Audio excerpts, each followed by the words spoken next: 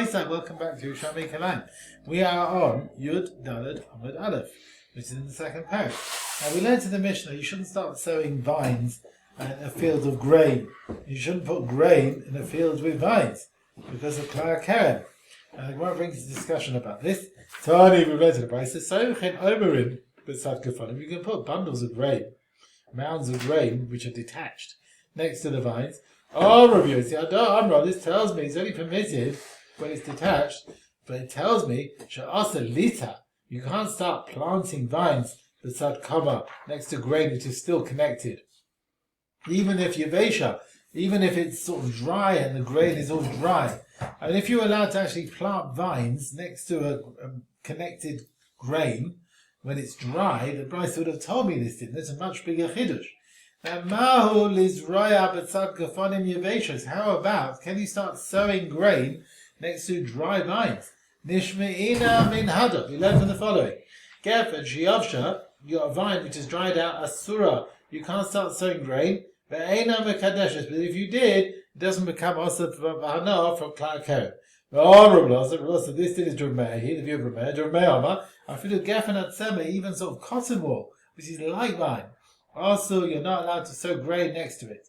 And if you did, the produce doesn't become forbidden. So it's just like Rameir asks you to sow grain next to cotton wool, because of Maris Ha'ayin, it looks like you're sowing grain next to a vine.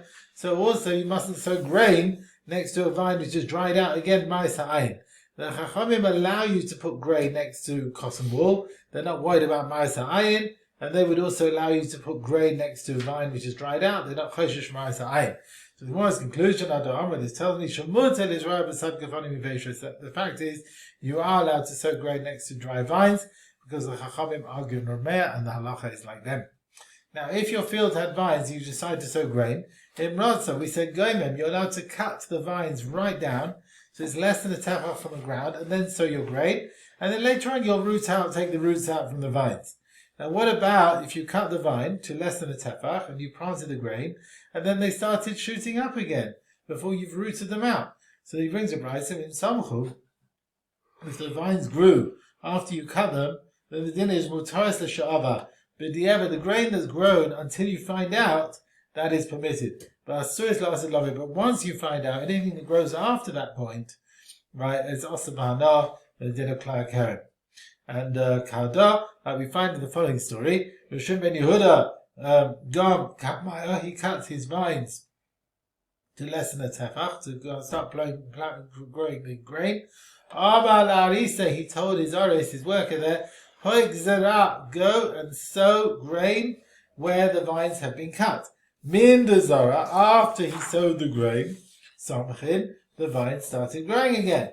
He said to his oris, go and cut the grain that you sowed. Because we said the grain that's sprouted until now is permitted, but whatever comes afterwards is also. Min dechatzad, after he cut the grain, artavin. Then the vine started drying out. Then Rosh Shimon said to the oris, now you can sow the grain again, new grain next to the vines. Now we've learned, if the vines started growing again, whatever grew until that point is permitted. Now, is this about all people? From Ziraboy, Ad Kadud, that's all very well. This could is people like Yerushalmi ben Yehuda. Like when they find out about it, he told his oris, the Das Gemura, with a complete heart, go and cut it. So these people, Chacham were lenient, they said, look, whatever grew until you found out, fair enough, that's permitted. But B'shar b'nei Adam, she'ein alayim v'un, but other people, when you tell them, they're not necessarily going to tell their oris the Das Gemara. They don't have a complete heart. They're not going to hurry them to cut everything down. Maybe we should be more machmir. Maybe we should ask the tzvah even the grew before you found out. Rav Zira then said, Yerushalmi ben Yehuda, even him who was careful to cut the grain as soon as he found out, he only forbids the grain because of Kilayim. It's not proper Kilayim. It looks like you sowed Kilayim here. So therefore other people as well, even if they're not particular to cut the grain as soon as they find out, the Chachamim were not choshesh to be machmir and to ask the Torah that grew before they found out, right, because of this issue. So there we are. Okay.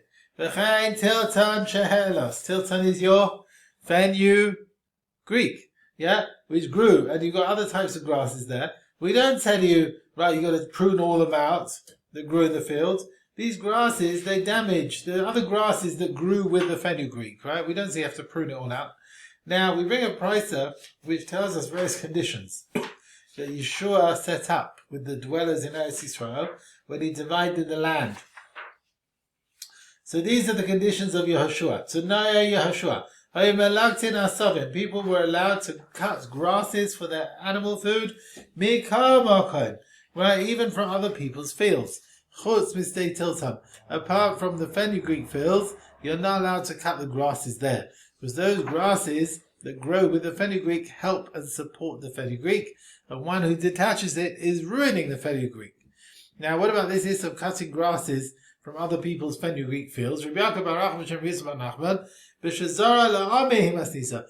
is talking about a case where Yeshua forbade the grasses, is where they sowed fenugreek to gather in the stalks to eat them.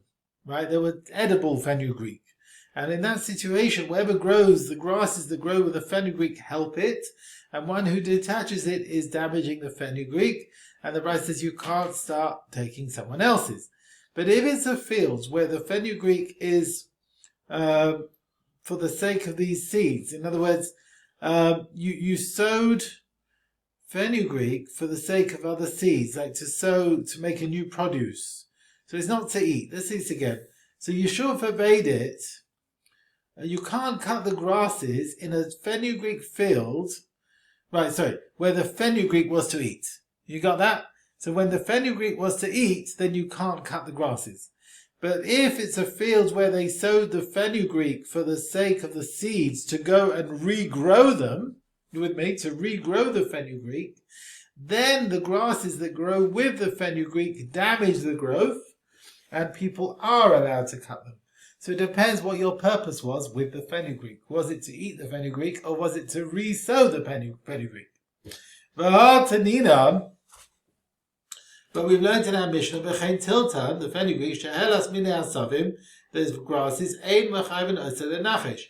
We don't ask you to start pruning the grasses, because they damage it. Now the Brisa seems clearly that grasses that grow in a field of fenugreek, they help its growth. In our Brisa it seems to be they help, and yet this Mishnah seems to say that they damage it. So do they damage it, or do they help it?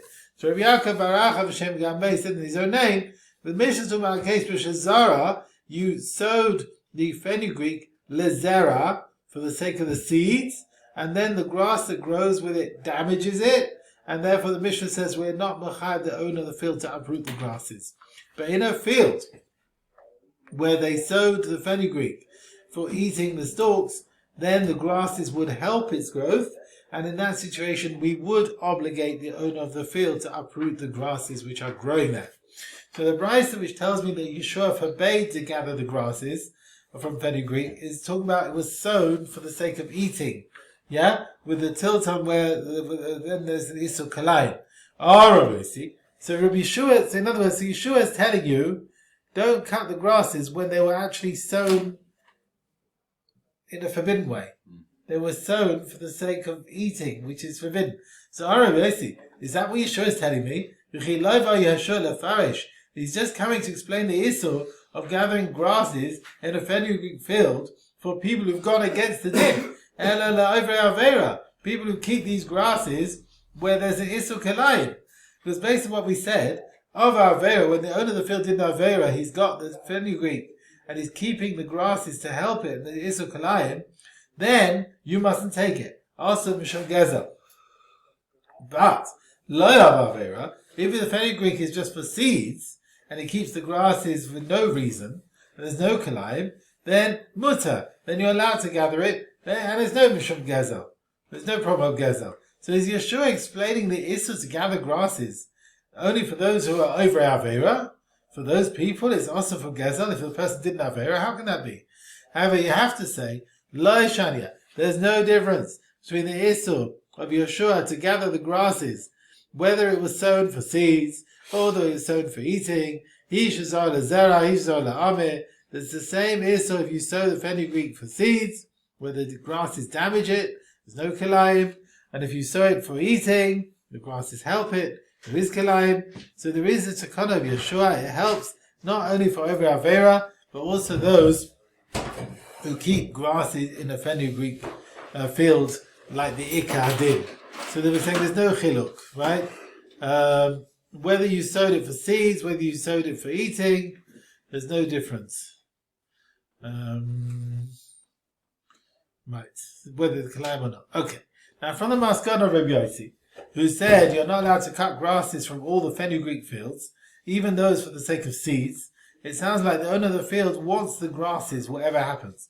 So then the Gemara says, we learned in our Mishnah, you have these grasses in the fenugreek, you don't have to start pruning them all, because they're damaging the fenugreek. According to you, Yeshua forbade you to gather the grasses. It sounds like it sounds like his intention is to get benefit from the grasses, and he wants them to grow, even in the fenugreek fields, which is done for seeds. So if that's the case, it should be fitting to obligate him to uproot all these grasses from the fenugreek field because of Kilayim. Even a fenugreek field which was done for seeds, you should be obligating to prune everything, whatever happens. So Ravacha b'Shem Rabbi Yashia, he said, you know what? You want the grasses that are there, but ke'ilu akurin u'munachin lefanav. So yeah, you don't want them to grow, right? The ones that are sown for the sake of seeds. So you got the fenugreek for the sake of seeds. So they weaken the fenugreek, but once they've grown, you want them to be uprooted and left there till you can take them home. You hear that? You want the grasses. You don't necessarily need them growing, but you want the grasses. You're happy for them to be cut and left there. So on the one hand, there's no Issa Kilayim, because you don't really need them to grow. On the other hand, no one else can take it, because you're happy for it to be left there. If that's the case, if you find other grasses growing in someone else's vineyard, you are surin mishum gezel. It should be a problem of gezel. Because the owner wants them as if they're detached and lying on the floor in front of him. Now, although he doesn't want them to grow, once they're grown, he wants them to be cut and left there for him. Now, according to you, it should be also for others to gather because of this reason. But the din is, if the Balakarim doesn't want them to grow, anyone's allowed to go and take it. It's not a problem of Gazel. So the Gemara brings another Amora who says the Svara slightly differently. Rabbi Yossi lo yamake. He didn't say that the owner of the field wants the grasses to be uprooted and left there. Ella, he said, once they've been uprooted, who writes ahead, he wants them, as if they're detached and left in front of him. So there's no Isur Kilayim, he doesn't want them to grow. But no one else can take it, he wants them to be left there. Okay? Mayata, if that's the case, if you find various grasses that are growing in someone else's vineyard, you are surin. You won't be able to allow to gather them, Mishum Gezel. Because surely, Basaif, once they've been uprooted, who writes it by hand, you want them. They're in front of you. According to you, it should be also for others to take it for this reason. The guy wants it there. But the din is, if he doesn't want them to grow, anyone is allowed to cut them. And there's no problem of Gezel. But you're saying he wants it left there detached. But we're saying it's not a problem of Gezel. So the Gemara answers, here we're talking about the grasses in the fenugreek fields. Now, when he brings the grasses into his house, they bring the fenugreek together with the grasses. Okay? So he wants the grasses once they've been uprooted, and therefore Yeshua said you can't cut them. Right? Because he'll bring the fenugreek with the grasses. Whereas in this other case, he's got, when it's a case of Klal Kerem, right? He's got nothing to bring them in. Basically, no one brings grasses together with vines, right? With vines, you're not going to start bringing grasses with all your grape mixture, right? You're not going to do it. So surely he doesn't want these grasses at all. He doesn't want them, and therefore anyone is allowed to gather them. You follow? So there's one thing with grain, you'll bring the grass with, but with vines, you're not going to bring the grasses with. But Nachman Amar, he said, Ramana boy, he asked, he said, wait a minute. Imagine next to your vineyard, you've got another field of fenugreek nearby. and grasses are growing in the vineyard, will the din be different? Have a yeshlai. Now you've got another field nearby to bring the fenugreek in. So have a yeshlai in mila hachnes. You've got something, the owner of the vineyard has another field to bring all the grasses on the vineyard into his house. He can bring them together with a fenugreek which is growing nearby. Okay? And based on what you're saying, in this situation, there should be also to others to gather the grasses from his vineyard because he wants them detached and he's particular about it. And he's got a solution of how to bring it because he's got a fenugreek field nearby. He can bring the grasses with that. With the vines he can't, but with the fenugreek he can. Very good question. We have no answer. After the discussion in the view of Rabbi Yossi that Yeshua asked you to gather the grasses from all the fenugreek fields, even if it's for the sake of seeds, the Gemara brings another opinion. The words of Chaim argue on the Masechet of Yossi that Yeshua asked to gather the grasses from all the fenugreek fields. All that which grows of its own accord, asurid it should be. Other people are not allowed to take it because of gezel. Except from that which grows in like a field which hasn't been ploughed. Right? If the owner left a field unploughed, he doesn't want the sfachim, the extra growths that grow there. And also from the sfachim that grow, they stay near a field which is ready for ploughing.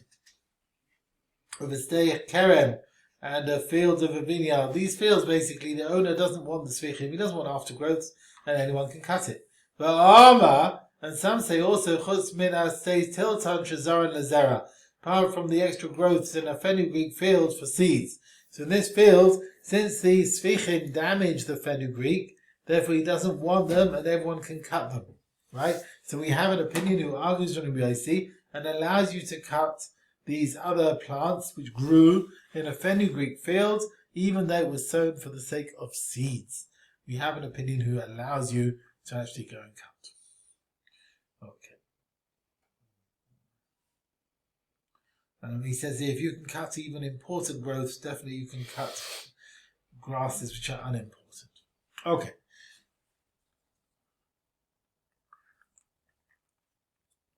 Back to the view of Rabbi Yossi. Rabbi Yossi said, Yeshua asked you to gather grasses from all the fenugreek fields, even those for the sake of seeds.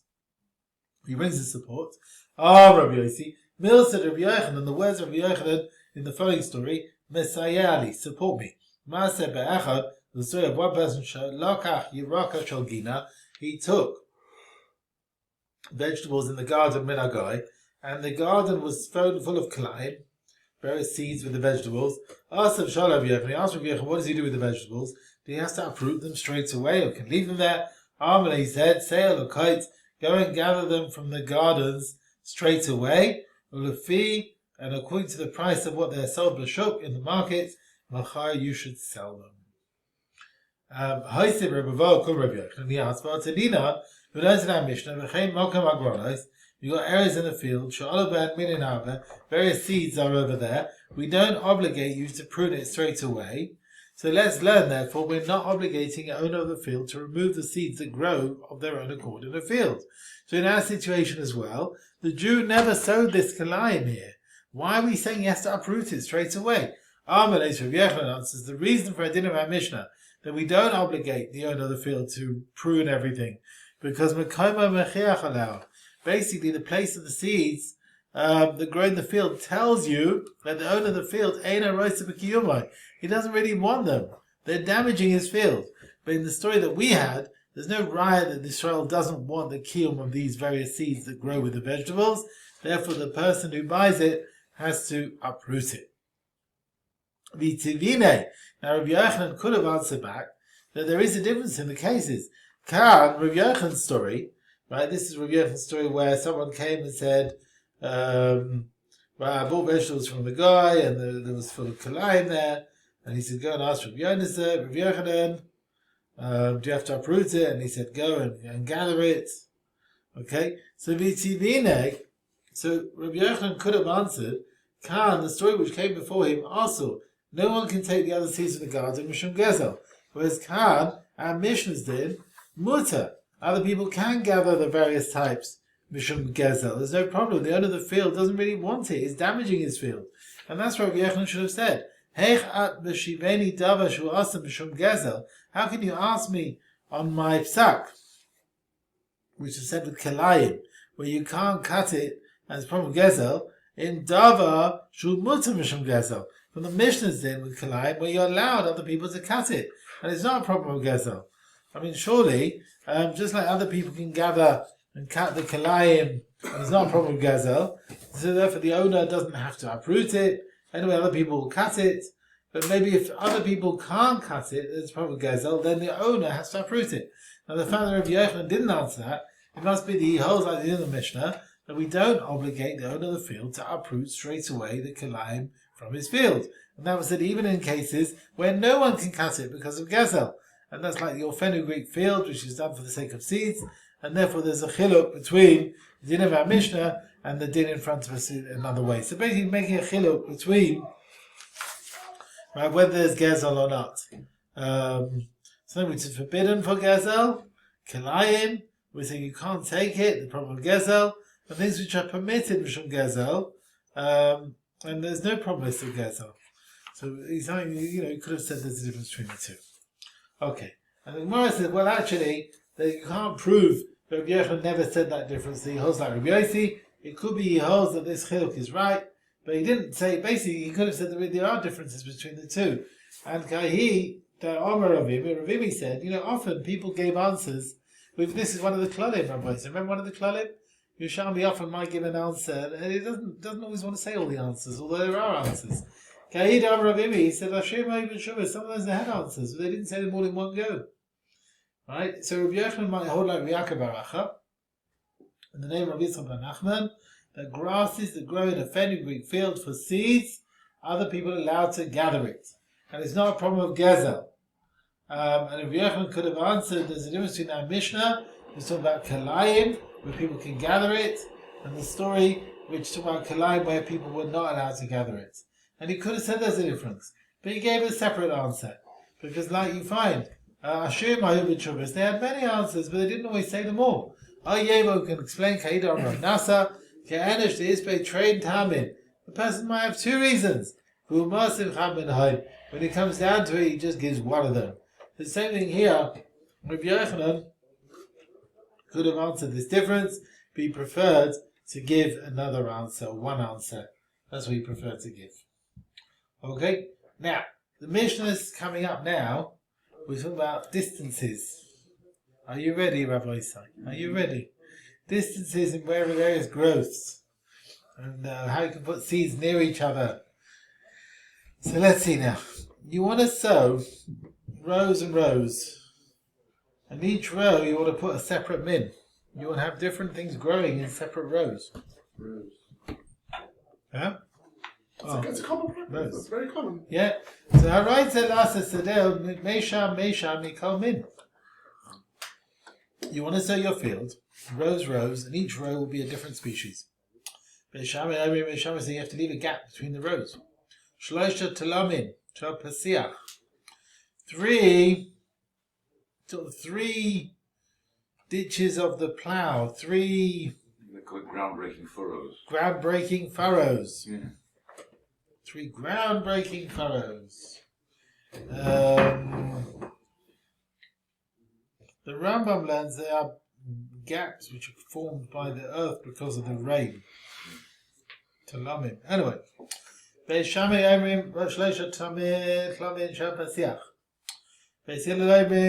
Hillel say the gap between the rows has to be Malai Ha'al Hasheroni, the width of the yoke that is used by the people in Sharon.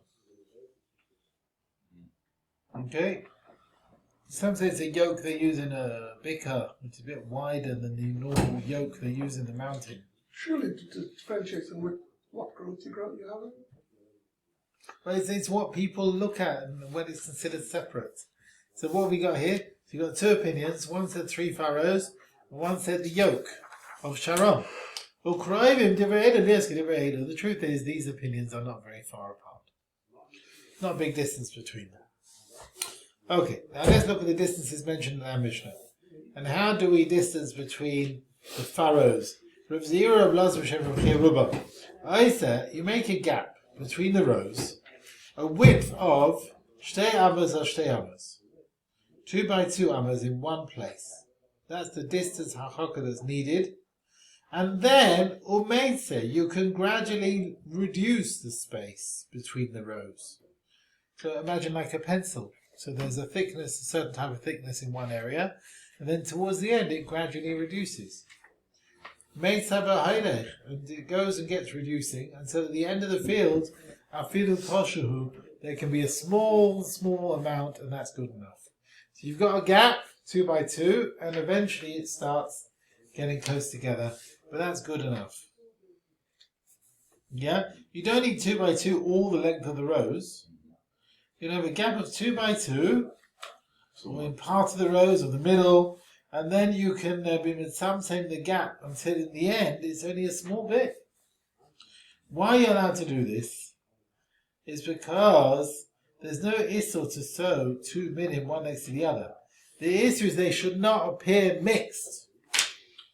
So when you're putting a gap of 2 by 2 in the center, and then it starts gradually getting closer and closer, they are still looking noticeably different, that they weren't sewn together in a mixture. Okay? So even by the end, they're so close, even the smallest amount. Now, in what situation do we have our kula, that you're allowed to distance 2 amas between the various rows? Our Rav Yonah, Hadada Tema, this kula we said, you can distance 2 amas. And remember, it's 2 by 2. Yeah, it's 2 amas by 2. That is ba'asuya meisharim meisharim, a field which is made of rows.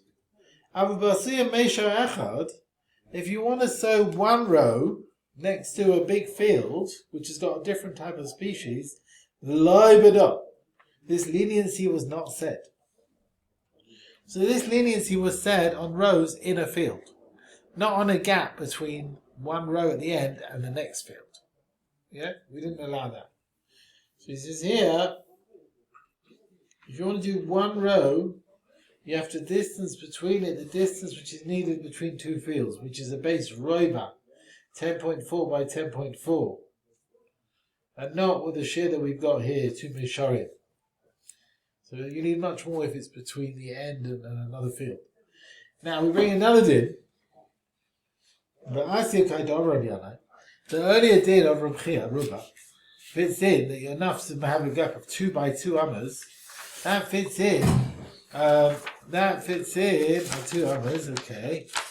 And then you can start narrowing it. That fits in with what we said in the Rav Yana. Yachil ana zerachakli 50 minin. I can sow my whole field 50 different species. 25 on one side and 25 on the other side. So what is going here? Huh? What? How many rows you have? It all depends on how many rows you have. So in the diagram we've got here, you've got 50 others, and we've got 25 going down and 25 going down, and gradually there's a gap between them, gradually, and then it on the outside it extends close together. Let's see what we've got here.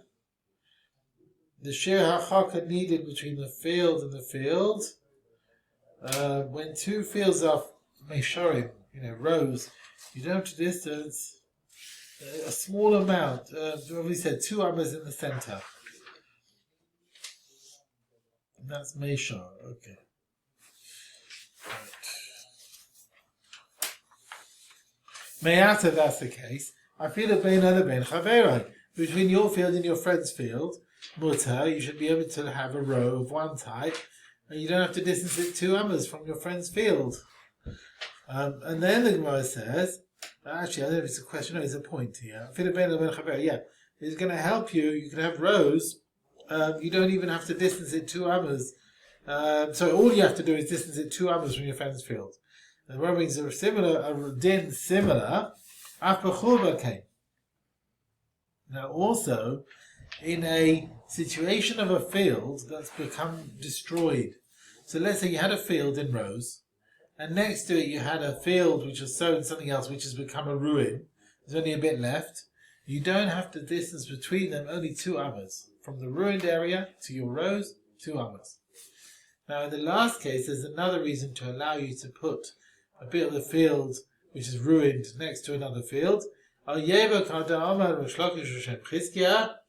can also explain that the area that's a ruin and it's next to this other field, basically we have a klal, roish tar, habar mechova, mutar. So what does that mean? You have a roish tar. Roish tar usually, what? The V is like a triangle coming in, and it looks like it's coming from somewhere else. It's like a different field, a different growth. So you got roish tar coming, and it remains. How are you learning now? It remains from the churva, from the area that was destroyed, the field nearby. Mutar is permitted that it should be close to another field with another species. It's sort of coming into the other field. Okay, see what they say here. So one field is sticking out in a certain direction towards another field, at an angle. In this case, the fields are allowed to be separate species near each other, and even if they're touching. The Heter Rosh Tor is said in every situation where something is sticking out into the field. Even if it's not at the corner of the field, it's still considered Rosh Tor, and you're allowed to put it next to another field. Alright? Even though it wasn't sown like that to start with, it was formed through the field becoming a ruin. The Heter of Rosh Tor still exists. You put next to it another field from another type. And for this reason, even a Rosh Tor is permitted. It's actually touching the other field. Right? And therefore you're definitely allowed to leave a bit from the field nearby with a gap of 2 others. So according to one opinion, it's actually touching. Rosh Tor is actually touching the other field. Okay. Now we said the words of Reb Chia, Ruba, how you're distancing between the various rows. We'd bring another opinion, Rabbi Omer. So we brought an opinion that said 2 by 2 in the center and it can narrow off. Rabbi Omer, he said, Maschil, the gap between the rows should be base roiva. Base roiva is 10.4 by 10.4. It's 100 square amas. And then Meitza, and then it can gradually get less and less. Meitza v'hoilech. Until by the time you get to the end, you'll have Shlosha Talamin Shapasiach, which is roughly 2 amas. 3 rows, 3 furrows, which is roughly 2 amas. So according to him, you start off with 100, and it gradually goes down and down till you have 2 at the end.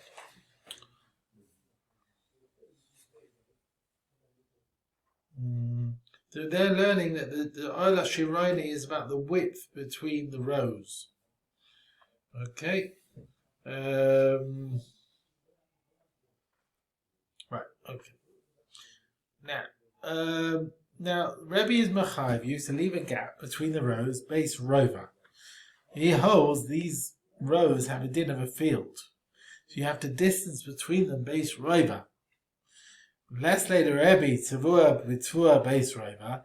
Does Rebbe not hold the din of our Mishnah that between 2 fields of grain you have to distance the base rover, which is 10.2 by 10.2. So how can Rebbe be mechayev you to distance between the rows a thickness of base rover, but only in one place? In one place you've got a gap of 100, but then it gradually gets less. But surely between the rows, why does he not need it all over the place? Right? Between 2 fields you need that. So how is he mechayev you only in one place? So the Gemara answers Taman b'meruba. The Mishnah is talking about between the 2 fields of grain, you need a sheer base rover. It's talking about square fields, and between the 2 fields, you need to distance the sheer base rover. Fair enough, between 2 square fields.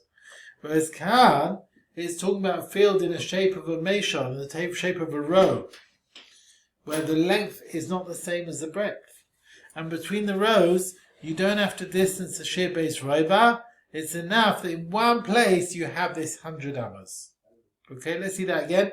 So he says, before, we're talking about 2 fields, you need 100 amas, where the fields are square, and you need that distance of 100 amas. Whereas here, where the rows, the field is like rows, and between the rows, you don't need 100 amas between the rows. As long as you have in one place a width of 100 amas gap, that's good enough. Less than Rabbanon Mesha. Now, do the Chachamim who argue on Rebbe, do they not hold like our Mishnah that between the rows you need just 2 amas?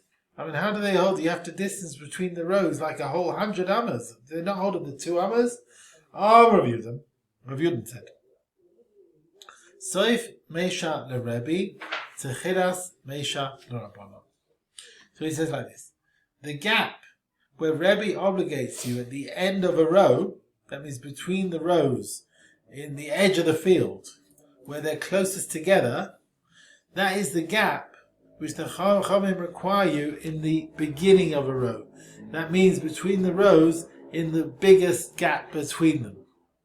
Okay, let's say that again. So he's saying, so Mesha le Rebbe, Tchiras Mesha Rabbanan. The share that Rebbe requires at the end of a row, right, their closest place, that is the gap that the Chachamim require in the widest place between them. So Rebbe and the Chachamim agree, the din of our Mishnah, about the distance required between the rows, but Rebbe holds that these shurim were said on the most narrowest place of the gap, and the Chachamim hold these shurim were said even about the widest place of the gap. Right, let's see what they say on that. So he's saying, the question is this widest place, is that enough? So he says here, Chachamim Kunter Yudin, Chachamim argue on Rebbe, they're makel in the harchaka needed between the rows. They're not machmir on him.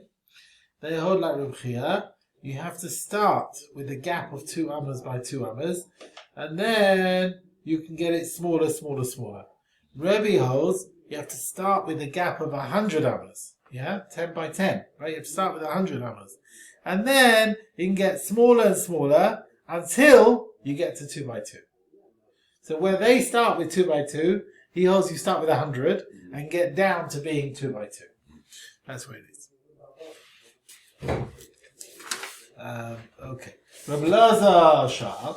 Now the Gemara explains what about the din when you can't make between the rows a gap all the way along. Rabbi Lazar Shah, Haisa Sada Kitana. It was only a small field. You can't start making a gap between the rows according to the required length. Mao, what's the din? Can you have rows of different species or not?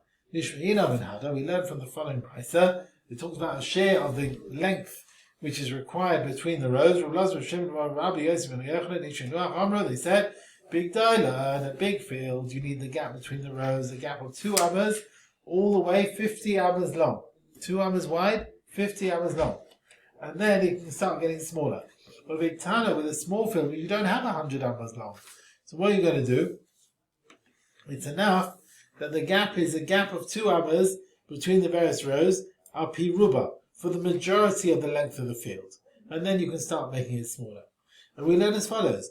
If already the Chachamim brought in the brisa. Shenasnu shil. They said 50 amas according to the length which is required between the various rows. Ligdaila for a big field.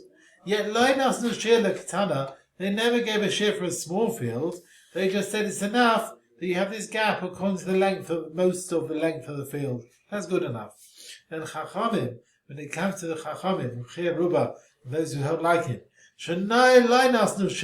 they didn't give a share for the width that's required between the rows, ligdola, for a big field. They said you can have 2 amas long, and that's good enough. They're definitely not going to give you an amount for the gap, the width that's required, liktana, for a small field. They will allow you to make it smaller and smaller, this gap, once you've gone along the length of the field, and then it can start getting smaller. That's okay, that's what he says. To be continued, Rabbi Sai.